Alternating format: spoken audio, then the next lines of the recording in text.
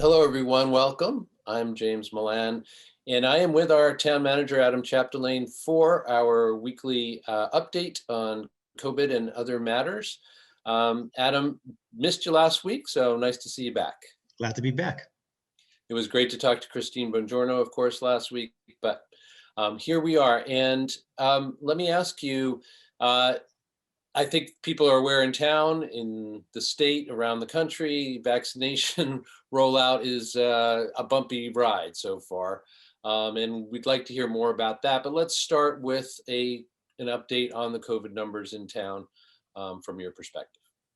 Absolutely. So definitely want to focus on vaccines, but the Board of Health is still working very hard on contact tracing, making sure we're doing what we can to stop the spread or slow the spread of the virus.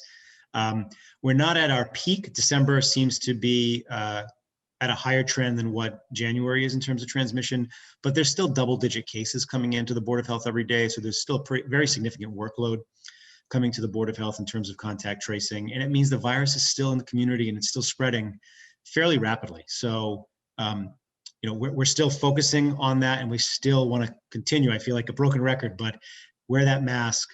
Please try to only, be indoors with people in your immediate household and try to keep those precautions in place because we are not out of the woods yet.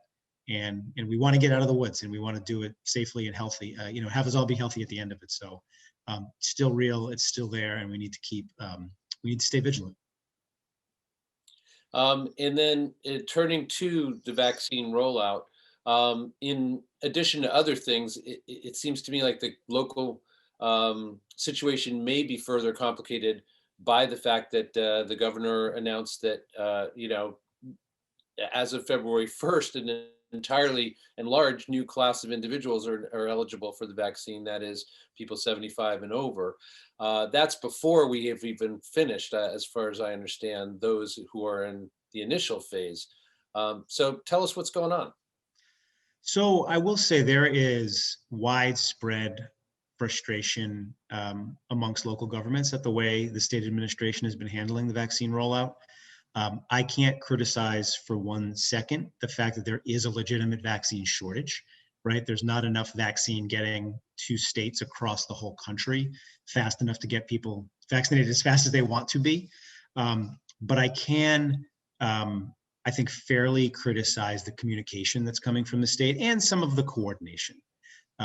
We're frankly very upset that the governor has given the impression that people 75 plus, and then very soon people 65 plus will be able to readily access the vaccine, and suggesting to some degree that they should be contacting their local boards of health or council on aging to do so. For anybody who's listening, I want to be very clear.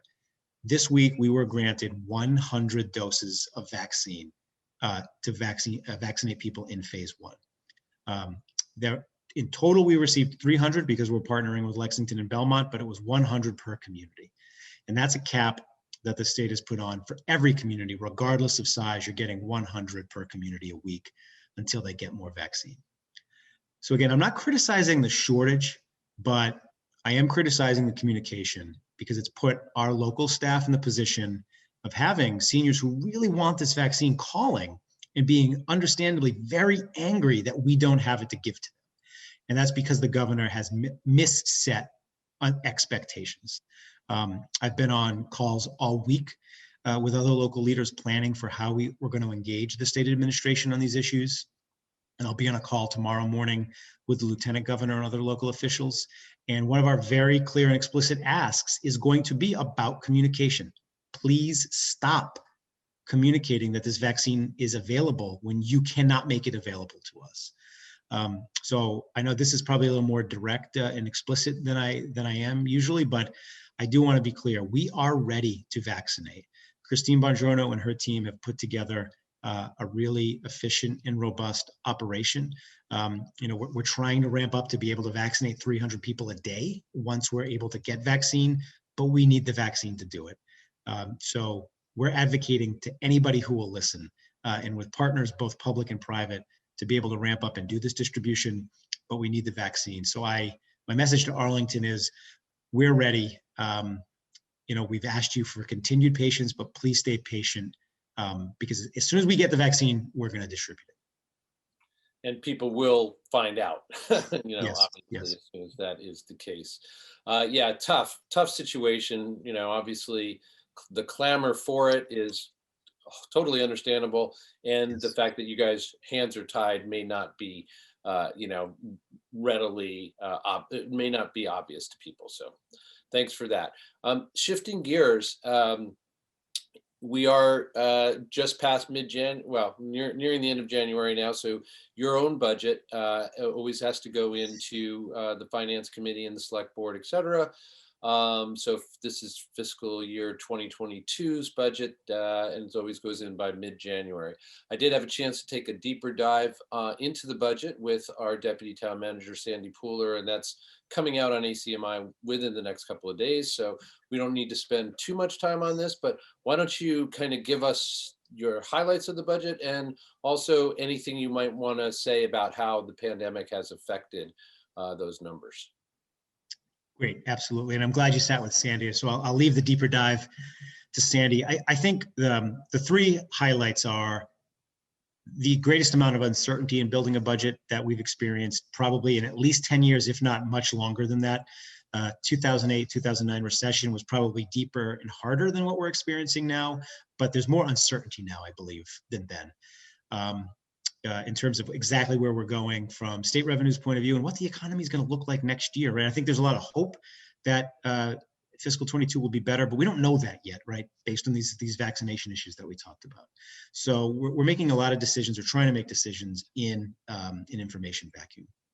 That said, we are focused on providing the schools the resources they need, but we're trying to balance against the fact that their enrollment has gone significantly down in this school year as compared to where it was prior, or where we were projecting it would be. So we're providing the schools, or recommending to provide the schools, a base level of funding that recognizes general education costs, special education costs, and the strategic plan that was put into effect 2 years ago. But what we're recommending is holding back what we call the growth factor, which would be new monies dedicated to new enrollment.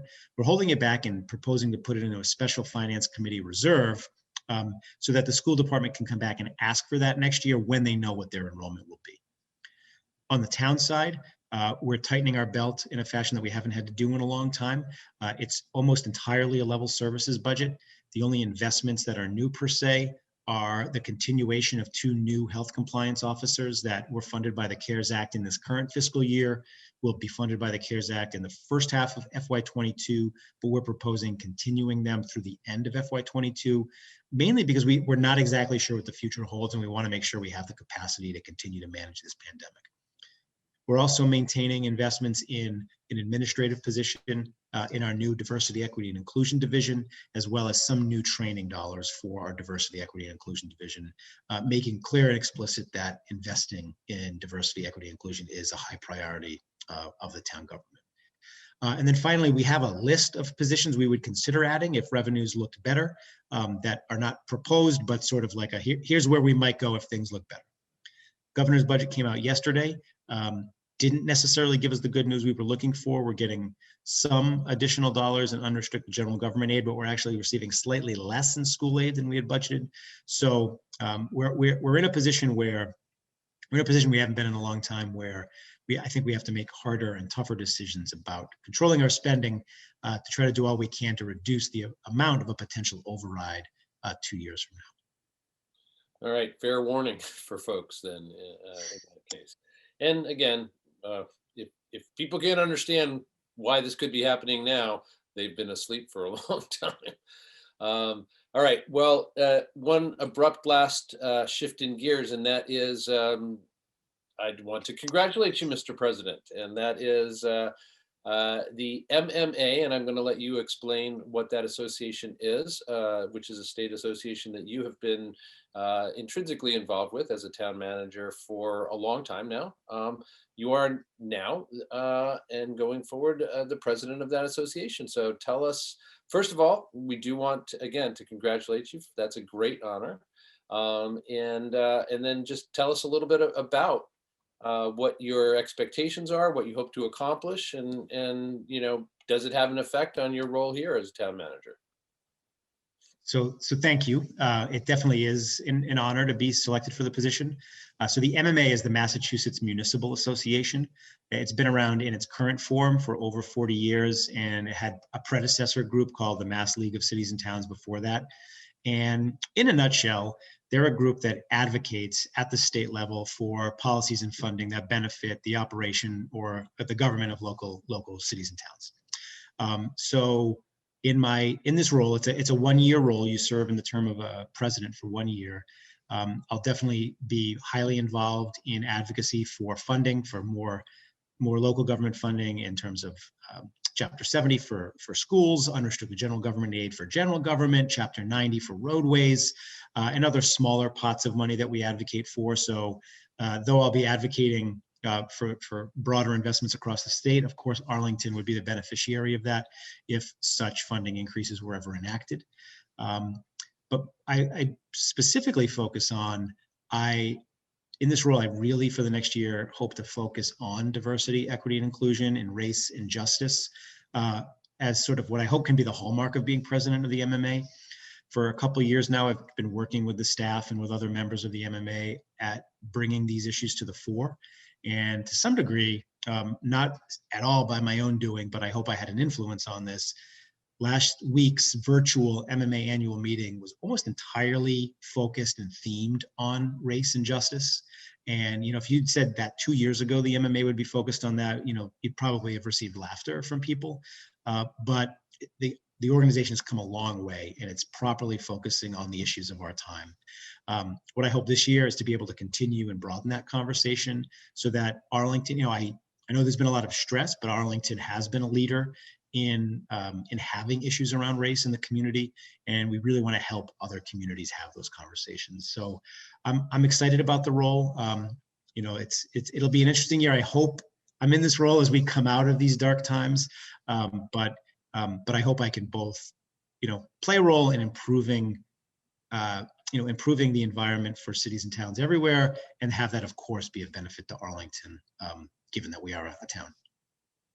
Well, obviously, the goals that you outlined for what you hope to accomplish in this next year, can't imagine worthier goals personally, and you're just the guy to do it. So we wish you good luck with that, and as if your plate were not full enough. But anyway, that's I'm sure you will manage.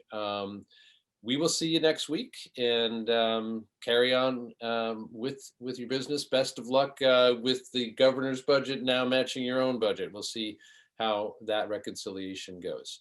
Thanks for your time. Thank you. All right. I've been speaking with Town Manager Adam Chapdelaine. Thank you all for joining us. We'll see you next time.